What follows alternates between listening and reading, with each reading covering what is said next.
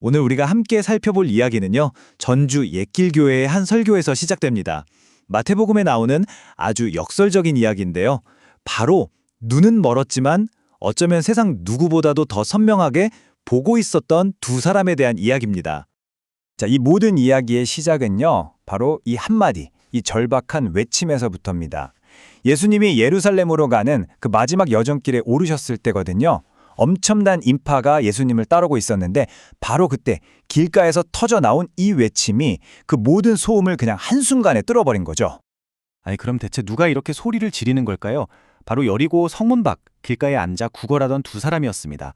앞을 보지 못하는 맹인들이었죠. 이 사람들에게는요, 이 순간이 정말 인생의 전부였을 겁니다. 왜냐하면 그토록 소문으로만 듣던 메시아일지도 모른다는 바로 그 나사렛 예수가 지나간다는 소식을 들었거든요. 근데 여기서 정말 중요한 게 있어요. 그들은 예수님을 그냥 예수님이라고 부르지 않아요. 뭐라고 하죠? 바로 다윗의 자손이라고 들읍니다. 이건 그냥 이름 부르는 거랑은 차원이 다른 이야기입니다. 이건 말 그대로 당신은 우리가 오랫동안 기다려온 바로 그 메시아, 우리를 고쳐주실 바로 그 왕이십니다 라는 믿음의 선포였던 거죠. 그런데 말이죠. 이렇게 간절하게 도움을 청하는데 생각지도 못한 벽에 부딪힙니다. 정말 놀랍게도 예수님을 따라가던 바로 그 군중, 그 수많은 사람들이 이들의 조용히 하라고 맞구짓는 거예요. 자, 여기서 보이는 이 반응의 차이가 정말 기가 막힙니다. 그렇죠? 군중은 이 사람들을 그냥 시끄러운 방해꾼, 귀찮은 존재, 이 정도로 여겼어요. 그런데 인류 역사상 가장 중요한 사명을 위해 지금 예루살렘으로 가고 계시던 예수님은 어떻게 하셨죠? 그들을 위해 그 자리에서 딱 걸음을 멈추십니다. 설교에서 바로 이 부분을 굉장히 강조하는데요. 세상은 보통 어떻습니까? 뭔가 중요해 보이고 힘 있는 사람들에게만 집중하잖아요. 하지만 예수님의 나라는 정반대라는 겁니다. 오히려 이렇게 잊혀지고 아무도 신경 쓰지 않는 작은 사람들을 향한 관심, 바로 그 위에 세워진다는 거죠. 그리고 예수님은 멈춰서서 그 두 사람을 부르십니다. 그리고는 아주 단순하면서도 정말 깊은 질문 하나를 던지세요. 근데 이 질문 어디서 들어본 것 같지 않으세요? 맞습니다. 바로 얼마 전에 제자였던 야고보와 요한에게 던졌던 것과 똑같은 질문이었어요. 내가 너희에게 뭘 해주길 원하느냐? 이 질문을 보세요. 예수님은 눈뜨게 해줄게 하고 그냥 단정 짓지 않으세요. 그들이 직접 자신의 입으로 소원을 말하도록 기회를 주시는 거죠. 이 질문 앞에서 그 사람의 마음속 가장 깊은 곳에 있는 진짜 소원이 드러나게 되는 겁니다. 바로 이 지점에서 이 이야기에 엄청난 역설이 터져 나옵니다. 똑같은 질문을 받았는데 대답이 완전히 달랐거든요.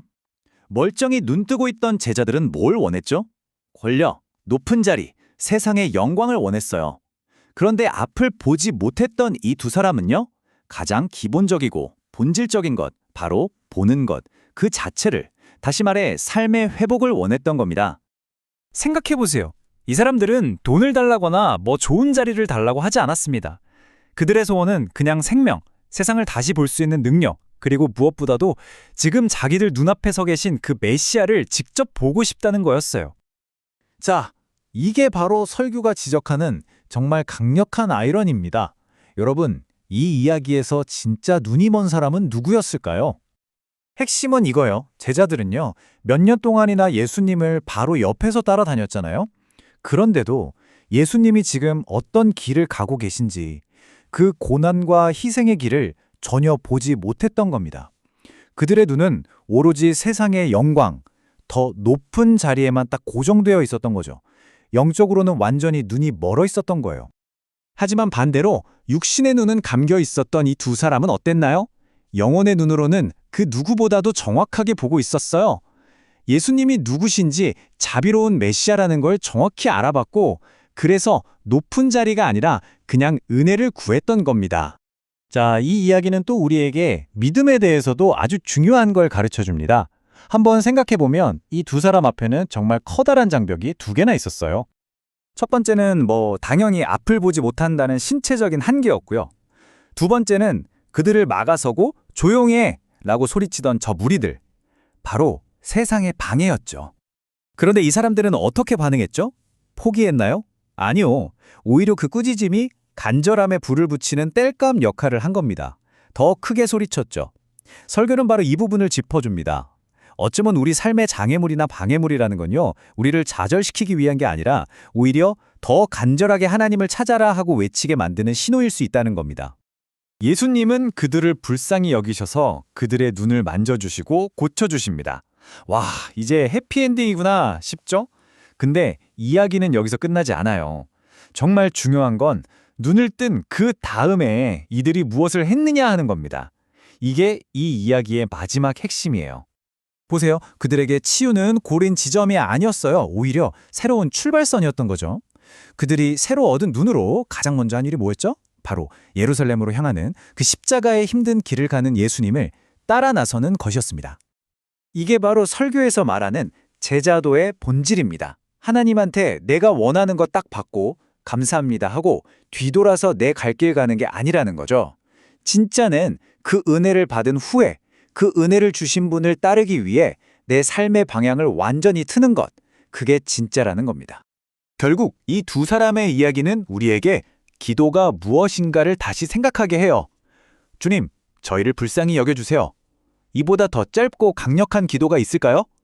이건 저는 내세울 게 아무것도 없습니다. 오직 주님의 자비 하나만 붙들겠습니다. 라는 가장 솔직하고 정직한 고백인 거죠. 그래서 설교는 이 질문의 화살을 이제 우리에게로 돌립니다. 우리 모두 눈을 뜨고 세상을 보고 있잖아요? 그런데 혹시 우리의 시선이 온통 내 성공, 내 야망, 세상적인 것들에만 고정된 채 정작 중요한 건 보지 못하는 영적인 맹인은 아닐까요? 우리가 예수님을 찾는 이유가 그냥 내 문제 해결하고 내 꿈을 이루기 위한 수단으로만 생각한다면 어쩌면 우리도 그 제자들처럼 이 신앙의 여정에서 가장 중요한 핵심을 놓치고 있는 건지도 모릅니다. 결론적으로 진짜 본다는 것, 진정한 영적인 시력이라는 건요. 이 세상에 반짝이다 사라질 영광 너머에 있는 것, 바로 그리스도의 사랑과 그 십자가의 희생이라는 영원한 가치를 알아보는 눈을 갖는 것입니다. 자, 오늘 이야기의 마지막입니다. 이 이야기는 우리 각자에게 아주 중요한 질문 하나를 남깁니다. 만약 오늘 바로 이 순간에 예수님께서 당신을 위해 걸음을 멈추시고 이렇게 물으신다면 어떨까요? 내가 너에게 무엇을 하여 주기를 원하느냐? 여러분의 대답은 무엇이겠습니까?